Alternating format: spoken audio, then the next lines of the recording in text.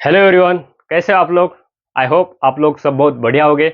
और जो हमारा फर्स्ट लेक्चर था वो भी आप लोगों ने सब लोगों ने एंजॉय किया होगा। अ, स्वागत है आप लोगों का आपके अपने चैनल में जिसका नाम है बायोलॉजी विद डॉक्टर जीवन। तो फर्स्ट लेक्चर में हम लोगों ने देखा था breathing and exchange of gases, ये चैप्टर के इंट्रोडक्शन के बारे में। उसमें हम ब्रीदिंग क्या है ये जानने की कोशिश की, रेस्पिरेशन क्या है ये जानने की कोशिश की, और रेस्पिरेटरी ऑर्गन्स जो डिफरेंट लिविंग ऑर्गेनिजम्स है, जो जिसमें कि टेरेस्ट्रियल यानी कि जो जमीन पे रहते हैं, और एक्वाटिक जो पानी में रहने वाले, उन लोगों में भी कौन से ऑर्गन्स यूज होते हैं, इन सब चीजों के बारे में हम लोगों ने फर्स्ट लेक्चर में डिस्कस किया था। आज हम डिस्कस करते हैं ह्यूमन रेस्पिरेटरी सिस्टम के बारे में। इसमें कौन कौन से पार्ट्स इन्वॉल्व होते हैं, ये सब चीजों के बारे में आज हम लोगों को जानना है। ये पूरा बेसिक है इस टॉपिक का। इसमें जो आगे चीजें हमें पढ़नी है, mechanism of respiration, regulation of respiration, ये पूरी चीजें जो हम लोगों को आसानी से समझ में आएगी कब, जब ये सब हमें आज का जो बेसिक है ये सब जब समझ में आएगा। ओके, तो देखते हैं आज हम पूरी बेसिक रेस्पिरेटरी सिस्टम के बारे में क्या क्या है।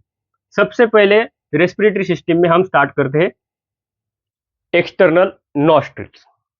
क्या है एक्सटर्नल नॉस्ट्रिल। उसके बाद आगे जाके क्या होता है नेजल चेम्बर, जो कि डिवाइड होती है किससे, कार्टिलेज से, फाइन ईयर से, नेजल सेप्टम से। और इस नेजल चेम्बर को हम नेजल कैविटी बोल सकते हैं।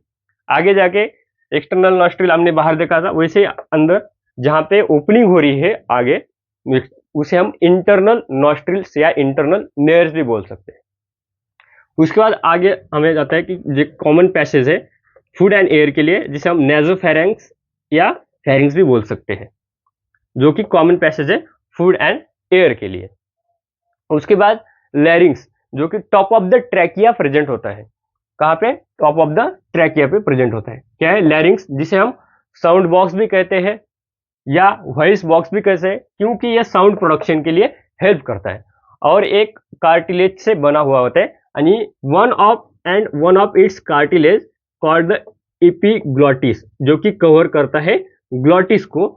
क्यों कवर करता है, क्योंकि to prevent the entry of food, इसमें ट्रैकिया में फूड की एंट्री ना हो, इसलिए ये एपिग्लॉटिस ग्लॉटिस को कवर करता है।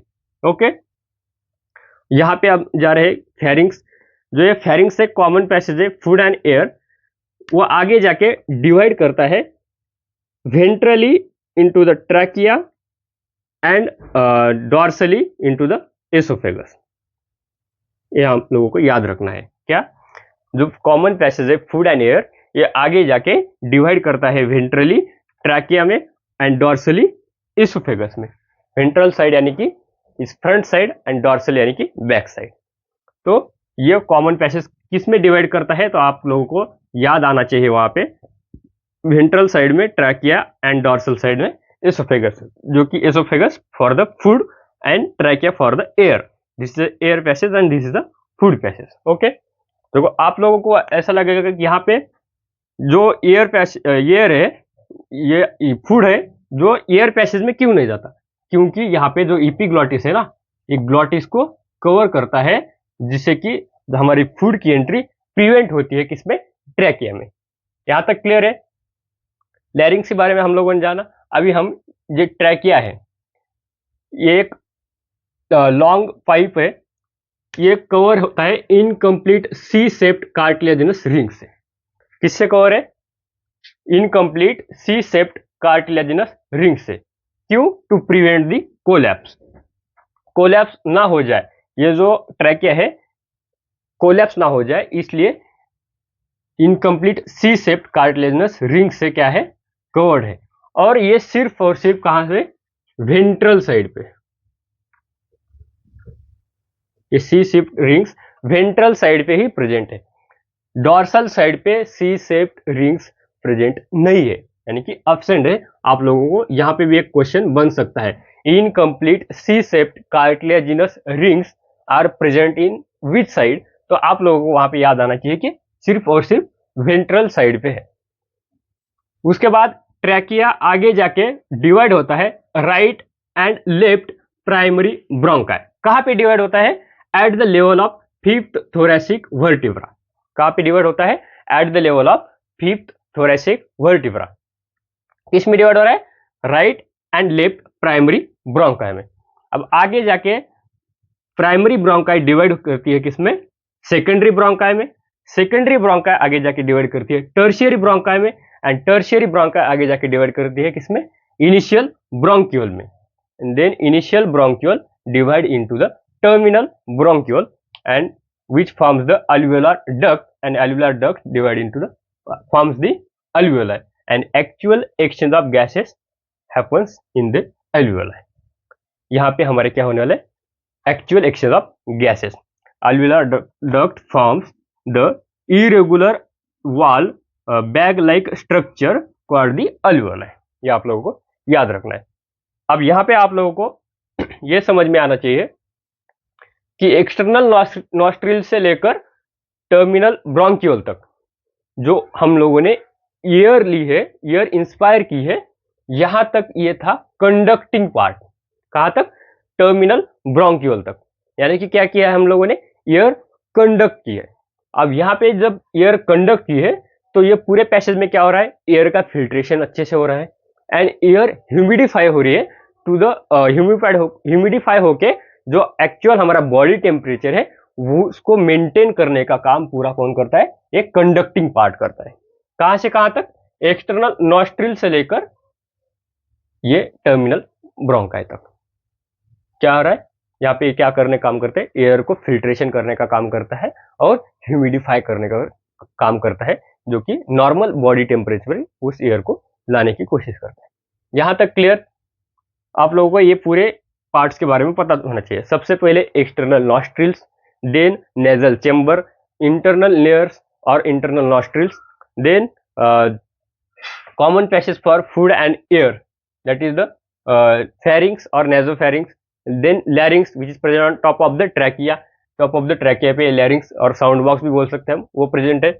उसके बाद ये ट्रैकिया का जो पाइप है ये डिवाइड होता है आगे जाके fifth thoracic vertebra, at the level of fifth thoracic vertebra पे, और वो आगे जाके कौन से किसमें? Primary and secondary, primary right and primary left bronchi में डिवाइड होता है। आगे जाके प्राइमरी ब्रोंकाई डिवाइड होती है सेकेंडरी ब्रोंकाई में, सेकेंडरी ब्रोंकाई डिवाइड होती है टर्शियरी ब्रोंकाई में, टर्शियरी ब्रोंकाई डिवाइड होती है इनिशियल ब्रोंक्यूल में, then initial bronchiole divide into the terminal bronchiole में।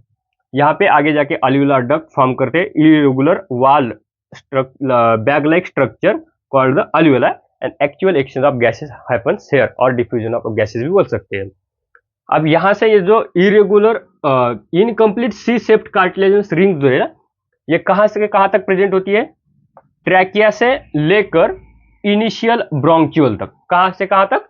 ट्रैकिया से लेकर trachea, then primary, secondary, tertiary bronchi, initial bronchiole, यहाँ तक इरेगुलर ये incomplete C shaped cartilaginous rings present रहती है। ओके, और ये कौन से साइड पे रहती है? वेंट्रल साइड पे। अब यहाँ पे हम देखेंगे थोरेसिक चेंबर के बारे में। थोरेसिक चेंबर, ये जो थोरेसिक चेंबर में क्या है? हमारी लंग्स प्रेजेंट होती है। इसमें थोरेसिक चेंबर में, और लंग्स कवर्ड होती है एक प्लूरल मेम्ब्रेन से या pleural cavity which contains the pleural fluid, और प्लूरल फ्लूइड का काम क्या रहता है? फ्रिक्शन रिड्यूस करने का। कौन सा काम? फ्रिक्शन रिड्यूस करने का। अब जो प्लूरल मेम्ब्रेन है ये आउटर साइड पे जो थोरेसिक चेंबर है उसके साथ कनेक्ट रहता है। कहां से? आउटर चेंबर थोरेसिक चेंबर के साथ कनेक्ट रहता है, जो प्लूरल आउटर साइड का मेम्ब्रेन है। ओके, और इनर साइड ऑफ द जो प्लूरल मेम्ब्रेन है वो लंग्स के साथ रहता है, in close contact in with lungs. Okay, यहां तक क्लियर? अब यहां तक हम लोगों ने पूरे रेस्पिरेटरी सिस्टम में क्या क्या इन्वॉल्व है ये पूरे जानने की कोशिश की। अगले लेक्चर में हम लोग स्टेप्स ऑफ रेस्पिरेशन के बारे में जानने की कोशिश करेंगे। जो 5 लाइंस दिए एनसीईआरटी में वो आप लोगों को एक बार रीड करके आ जाना है। कल हम लोग वो लाइंस को डायग्राम के हिसाब से समझने की कोशिश करेंगे। ओके, तो चलिए मिलते हैं अगले लेक्चर में।